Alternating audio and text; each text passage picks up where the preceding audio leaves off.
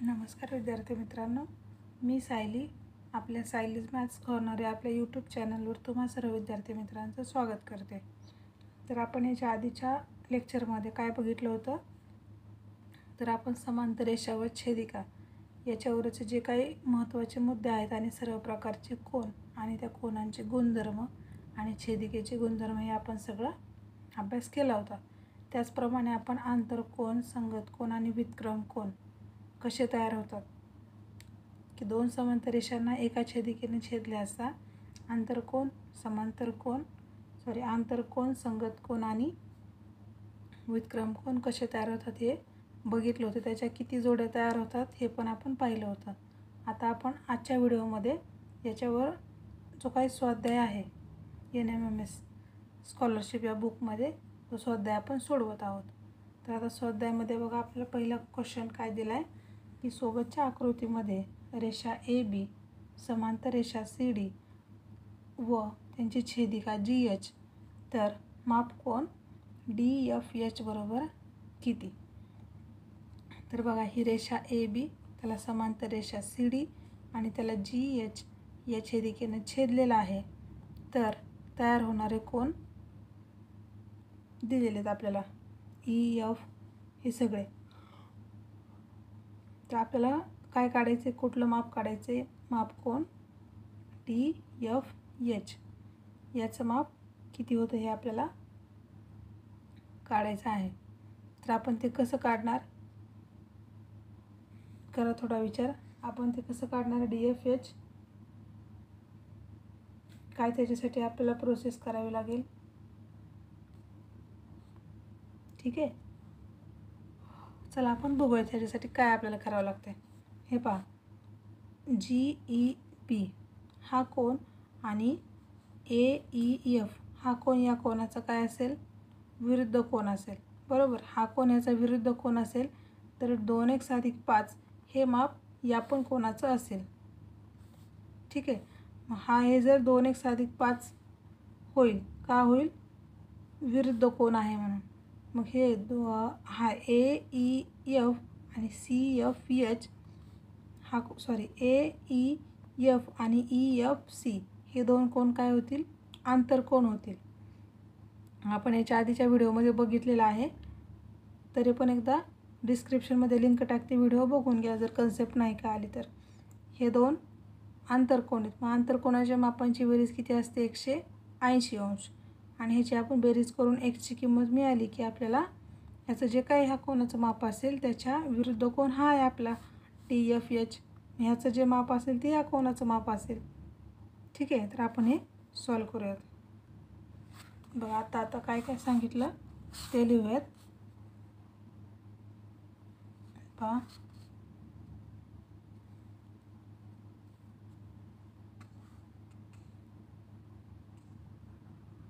मापकोन GEB बरोबर मापकोन AEF, कारण काय, विरुद्ध कोन.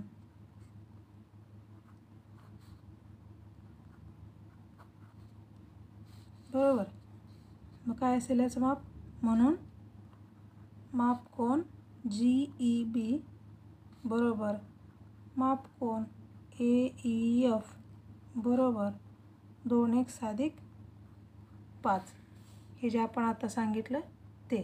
त्याच्यानंतर या दोन कोनाच्या मापाची बेरीज 180. हे पहा, मापकोन AEF अधिक मापकोन EFC बरोबर 180 अंश. मी आता सांगितलं की ते आंतरकोन जे आहेत 2x+5 आणि 3x+25 यांच्या मापांची बेरीज किती असणार आहे, 180 अंश.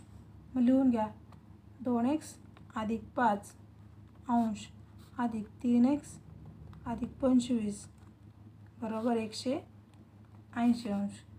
मग 2 आणि 3 किती होईल, 5x अधिक 5 आणि 25 किती होईल, 30 अंश बरोबर 180 अंश. मग हे 5x आहे असं 180 अंश वजा 30 अंश. 5x बरोबर 180 मधून 30 गेले किती राहतील, 150 अंश. मग x बरोबर काय होईल, 150 अंश छेद 5. 5 एक 5, 5 त्रिक 15, 5 शून्य 0. एक्स बरोबर 30 अंश. एक्स बरोबर 30 अंश आपल्याला मिळालं. पण आपल्याला एक्स काढायचं होतं का? नाही. आपल्याला कशाचं माप पाहिजे होतं? EFCचा विरुद्ध कोन जो आहे कुठला आपला DFH याचं आपल्याला माप काढायचं होतं.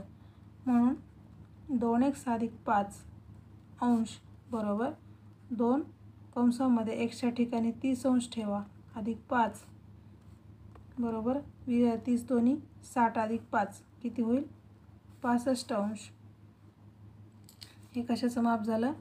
कोन 65 अंश कशाचं माप मिळालं आपल्याला? कोन AEFचं मिळालं बरोबर. आणि आपल्याला काढायचे कशाचं? 3x अधिक 5. माप कोन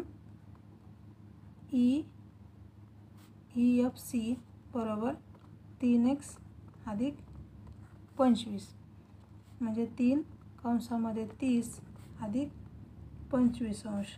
30 त्रिक 90, 90 अधिक 25 बरोबर काय होईल? 115 अंश. माप कोन EFC बरोबर 115 अंश.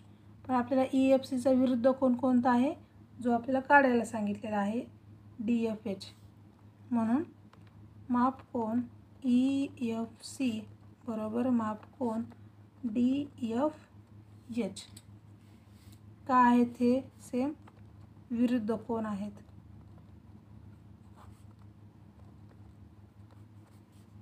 विरुद्ध कोन आहेत म्हणून आपण इथे लिहूयात. म्हणून माप कोन DFH बरोबर 115 अंश. समजलं? त्यानंतर दुसरं उदाहरण बघूयात. बघा काय आपल्याला प्रश्न दिला आहे की 2 समांतर रेषांना एका छेदिकेने छेदले असता तयार होणाऱ्या संगत कोनाच्या जोड्या किती जोड्या एकरूप असतात. बघा आता संगत कोन या छोट्या आकृतीमध्ये आपण बघून घेऊयात. या छोट्या आकृतीमध्ये बघा संगत कोन कसे असतात. हा जो कोन आहे हा कोन या कोनाचा संगत कोन असतो. ठीक आहे. आणि हा खालचा कोन या खालच्या कोनासोबत संगत कोन असतो. मग हे झालं एका बाजूचं. तसं इकडच्या बाजूचं पण सेम तसंच. हा कोन या कोनाचा संगत असतो आणि हा कोन या कोनाचा संगत कोन असतो. म्हणून संगत कोनाच्या किती एकरूप जोड्या तयार होतील? 4. आणि व्युत्क्रम कोन कसा असतो? असा झेड सारखा असतो. हा आतला कोन जो आहे तो इकडच्या कोनासोबत एकरूप असतो आणि इकडचा आतला कोन इकडच्या कोनासोबत असतो. ह्या झाल्या 2 जोड्या. त्यानंतर हा जो वरचा कोन आहे हा कोन इकडच्या बाहेरच्या कोनासोबत एकरूप असतो आणि हा बाहेरचा कोन इकडच्या कोनासोबत एकरूप असतो. अशा या पण 4. व्युत्क्रम कोन असा झेड सारखा असतो आणि संगत कोन असा सलग असतो. हा कोन याच्यासोबत असतो. ठीक आहे. बघा एकदम सोपा क्वेश्चन आहे. बघा काय दिले? रेषा L समांतर रेषा M व त्यांची छेदिका कोणती दिली? N. तर आपल्याला एक्सची किंमत किती येते ते काढायचं आहे. बघा मग हे जे आतल्या बाजूचे कोन असतात हे कसे असतात? आंतरकोन असतात आणि आंतरकोनांच्या मापांची बेरीज किती असते? 180 अंश. आपण लिहूया तिथं आंतरकोनांच्या मापांची बेरीज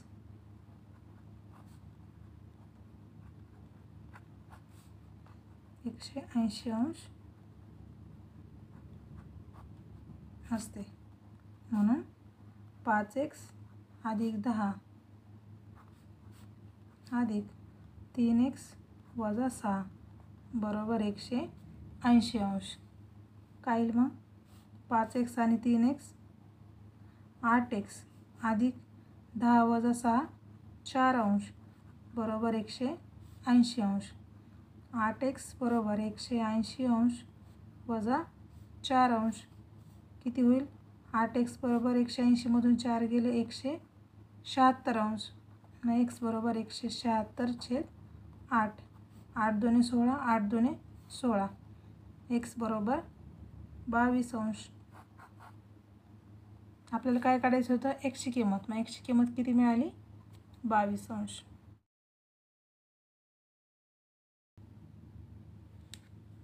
आपला प्रश्न क्रमांक 5. तर प्रश्न क्रमांक 5 मध्ये काय दिले बघा, सोबतच्या आकृतीत रेषा x समांतर रेषा y आहे आणि रेषा m समांतर रेषा n आहे, तर कोन A चे माप काढा. तर बघा आता आपल्याला फक्त एका कोनाचं माप दिले 65 अंश. तर आपल्याला काढायचे कुठले, या कोनाचं माप. तर आपल्याला काय करावं लागेल, हा जो कोन आहे या कोनाचा इथला जो कोन आहे, इथला हा कोन काय आहे, याचा संगत कोन आहे. बरोबर, आपण संगत कोन हे आपण बघितलेला आहे. आपल्या याच्या मागच्या व्हिडिओमध्ये आपण सगळं डिटेल घेतलेलं आहे. हा याचा कोन कुठला आहे, संगत कोन. संगत कोन का तयार होईल, दोन समांतर रेषांना एका छेदिकी ज्यावेळेस छेदते त्यावेळेस तयार होणाऱ्या कोनांची कोणते कोणते कोन तयार होतात, संगत कोन, आंतरकोन आणि व्युत्क्रम कोन. हा झाला संगत कोन. मग हा पण किती होईल, 65 अंशाचा होईल. बरोबर, आणि हा कोन आणि इथला कोन हे दोन कसे झाले, आंतरकोन. मग ह्या आंतरकोनांच्या मापांची बेरीज किती असते, 180 अंश. ठीक आहे, आपण याला नावं देऊयात. हा कोन देऊयात B आणि हा कोन देऊयात C. नावं देऊयात या कोनांना. मग कोन B अधिक कोन C बरोबर काय होईल, 180 अंश. आंतरकोनांच्या मापांची बेरीज. मग काय करा, माप कोन B अधिक माप कोन C बरोबर 180 अंश. याचं कारण आंतरकोन. माप कोन B किती आहे, 65 आलाय. लिहा मग, 65 अंश अधिक माप कोन C बरोबर 180 अंश. म्हणून माप कोन C बरोबर 180 अंश वजा 65 अंश. माप कोन C बरोबर 180 मधून 65 गेले, किती राहिले, 115.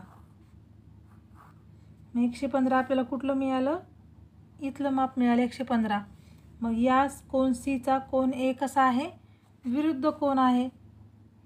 कोन C, माप कोन C आणि माप कोन A हे विरुद्ध कोन आहेत.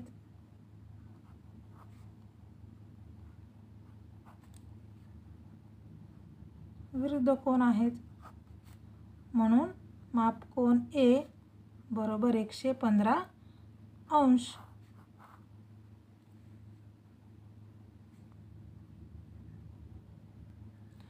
दोन समांतर रेषांना एका छेदिकेने छेदले असता किती कोन तयार होतात, हे पहा. आपण एकदम शॉर्टकट, एकदम सोप्या पद्धतीने समजून घेऊयात. हे झाले आपल्या दोन समांतर रेषा आणि ही OB झाली छेदिका, म्हणजे ही AB रेषा आणि ही C छेदिका. मग ह्या दोन रेषांना एका छेदिकेने छेदलं तर किती कोन तयार होतील, हा एक कोन इकडचा तयार होईल, त्यानंतर इकडच्या बाजूचा एक तयार होईल 2, त्यानंतर हा आतल्या बाजूचा एक आणि इकडचा हा आतल्या बाजूचा एक, 4 झाले. त्याप्रमाणे हा इथून हा एक 5, इथून हा एक 6, हा एक 7 आणि इकडचा एक 8. असे किती कोन तयार होतील, 8 कोन तयार होतील. ठीक आहे. त्यानंतर बघा,